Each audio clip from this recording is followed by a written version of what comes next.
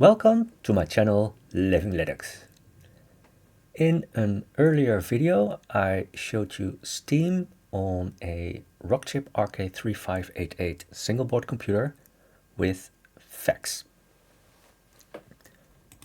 So when you're running on an Ubuntu based distribution, then it's really easy to install it with this command, and you need to make some choices to go through the whole installation.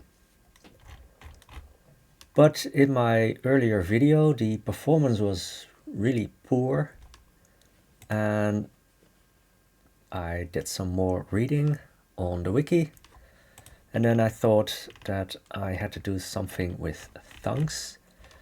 And here you can also see that it's possible to run the OpenGL or Vulkan part on the host itself and not in the emulated system. And that can make things a whole lot faster. Now, luckily, I found that there is a configuration tool, and that makes things a whole lot easier. And well, just to show you, so once you have installed FEX, you can start FEXConfig. And there are some options that you probably don't have to change, at least not for now.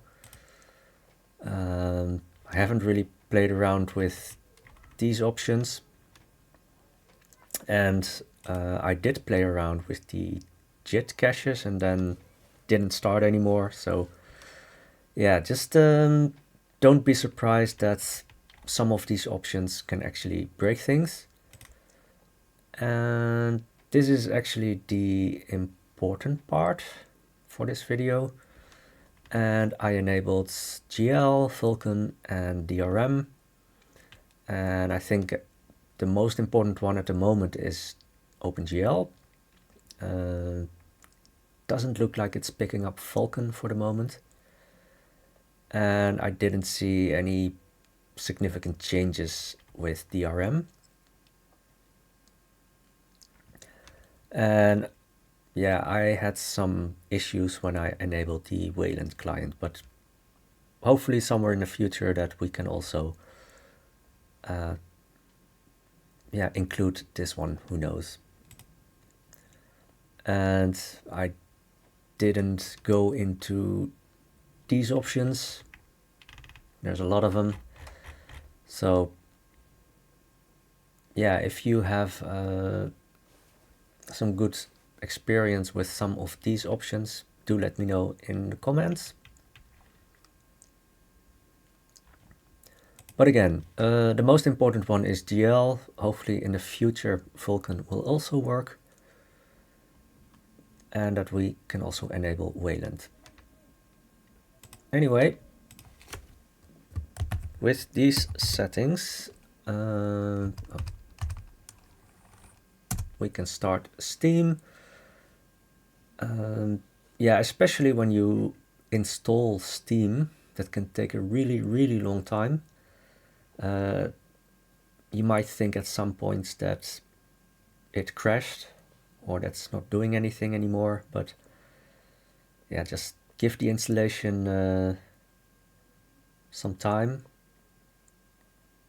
Don't be surprised. Let's just say that it takes like half an hour just to install Steam, and after that you need to start Steam itself. So yeah, if you want to see just the gameplay, just skip to the timestamps with the chapters. But I think, yeah, for, let's just say, the more technical people, it might be a good thing to see how slow it is.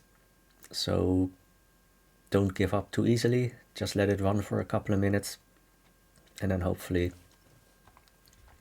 it will work. So one of the things is that, yeah, with a monitor, you can see if there's still any activity or not, but sometimes I didn't even see that much CPU load, and then I can imagine that you start wondering if there is anything really happening or not.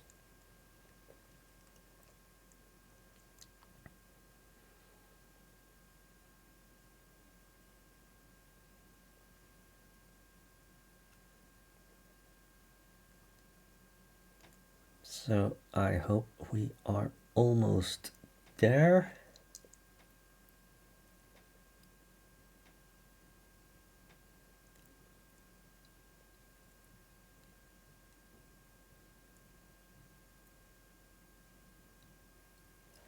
So as you can see now, there's not that much CPU load. And then I can imagine that you start thinking like, well, did it crash or not? Or so as you can see here, really not that much going on. So, but hopefully it should start any minute now. Ah, yeah, there's some more CPU activity. So here is the Steam client. It's starting up. Well, as you can see, I have not connected any friends on Steam. Well, actually this account is only just for testing purposes. And yes, it does flicker a bit. I think probably the OpenGL compatibility that needs to be improved. What I did notice is that I have enabled the in-game frame counter, but sometimes it doesn't show it up. But when I just check it in the settings, I see it's activated, and then I just close the settings, and then usually it starts working, at least for me at the moment. So let's just start with Cryptark. And also, starting a game is not really fast. But yeah, once we get in-game, then it has a reasonable frame rate that looks to be playable. I mean, I only tested like the first part, so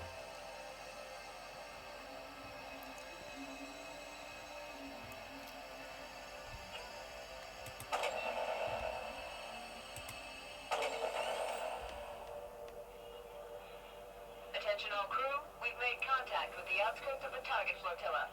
Make ready to commence pioneer operations immediately. Our contractors have hired us to locate and secure a flagship-class derelict they're calling the Cryptark. There's some piece of premium xenotech on board they want to get their hands on, and we're the ones who landed the job. To find the Cryptark's position within the fleet and how to open it up, we'll have to shake down a number of these subjacent vessels for intel. Unfortunately, it won't be easy. These ghost ships have some onboard security built to last, so we'll have to blast our way in. This straggler will be a good target to stretch our legs and test the temperature of the water. So like I said, I only tested the beginning of the game. Yeah, it might even crash further on, who knows, but well, hopefully you can finish it until the end. But they're still developing Fex, so yeah, who knows, things will improve in the future. Although they do have plans to support only ARM version 8.4 in the future, I think starting somewhere this year. And that means that practically all the ARM single board computers will no longer be supported with the newer versions, but yeah, that's something for the future. So for now, let's just start the game.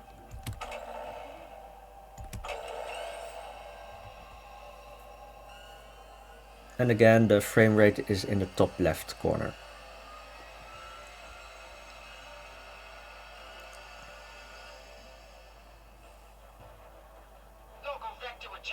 capsule is locked. Operator light screen. Hangar depressurized. Move out to the arming area. Careful you don't bang up my flight deck. Right, let's go down the checklist here and make sure you didn't knock any screws loose on the trip over. The old gunhead here has got 4 weapon hard points and 4 item brackets. First up, rattle off a few rounds from the machine gun into the targets.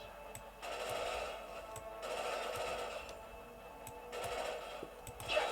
Next, the ram spike should punch a hole through anything that gets too close. Targets up.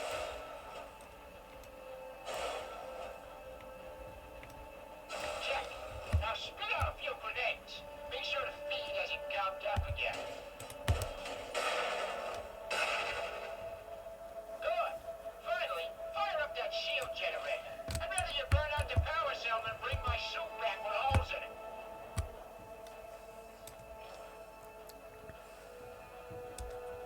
Okay, let's see what we're looking at here.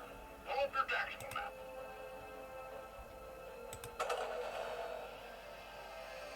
So I think you saw during gameplay that it was around 25-30 frames per second, something like that.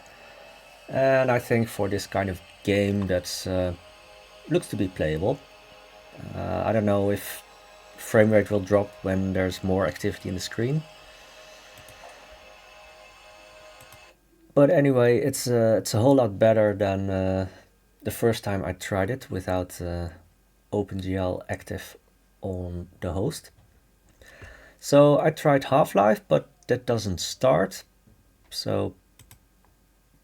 But Half-Life 2 does start. And with the default settings, yeah, I think it's around 20 frames per second. And then I haven't even reached the scenes where there's probably a lot of things going on in the screen, and the intro screen is actually something like 8 frames per second, something like that.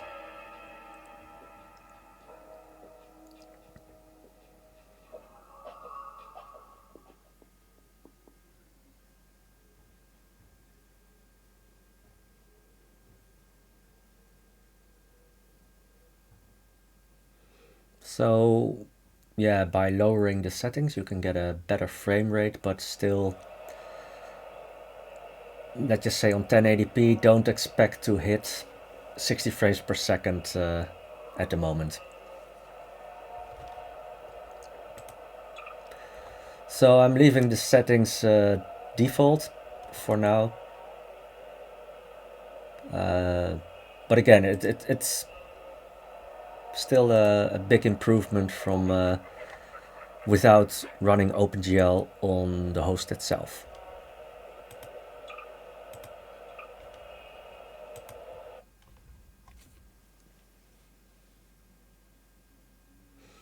So, and this is a 32-bit game, so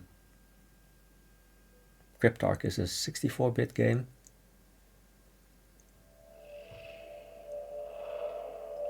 Rise and shine, Mr. Freeman. Rise and shine. Not that I wish to imply you haven't been sleeping on the job. No one is more deserving of a rest, and all the effort in the world would have gone to waste until, well, let's just say your hour has come again.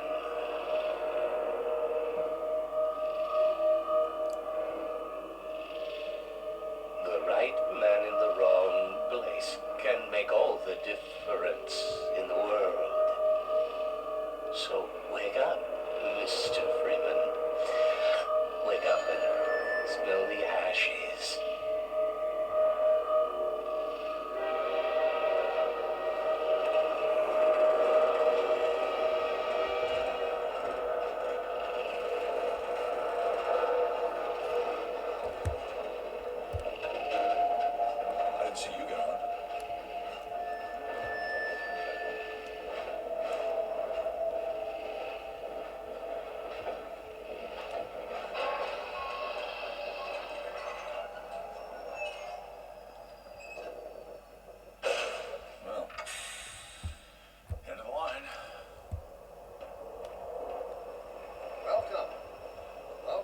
to City 17.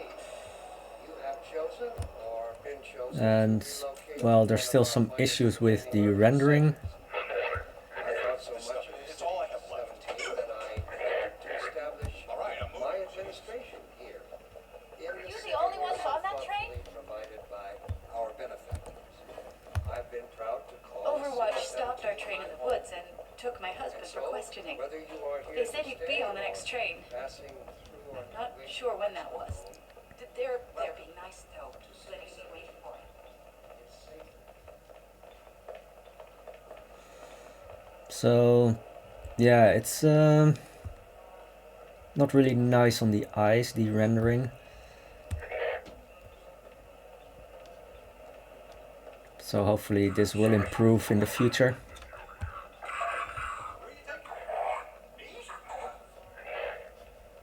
Dr. Brain again?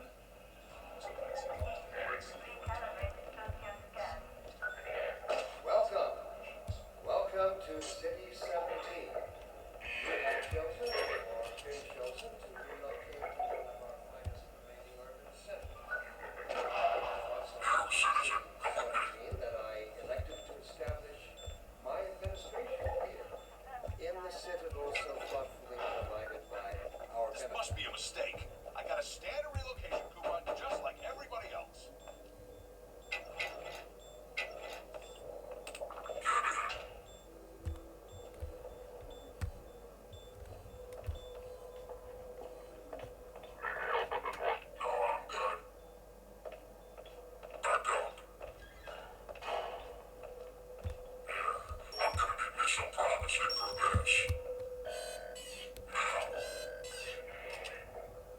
About that beer I owed you. It's me, Gordon, Barney from Black Mesa. Hey, sorry for the scare. I had to put on a show for the cameras.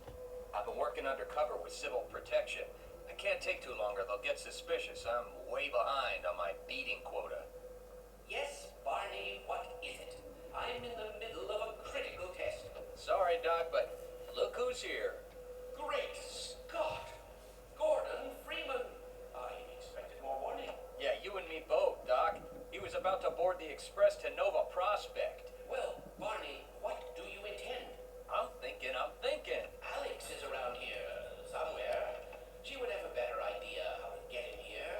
Well, as long as he stays away from checkpoints, we should be okay. Listen, I gotta go, Doc. We're taking enough chances as it is. Very well. And, Gordon, good to see you. Okay, Gordon. You're gonna have to make your own way to Dr. Kleiner's lab.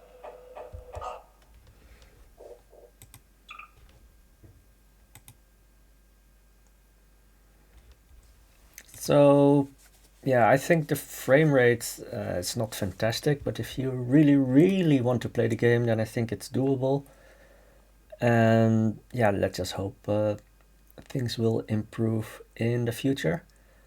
And well, unfortunately, we also have to see for how long FEX will be supporting the older ARM chipsets.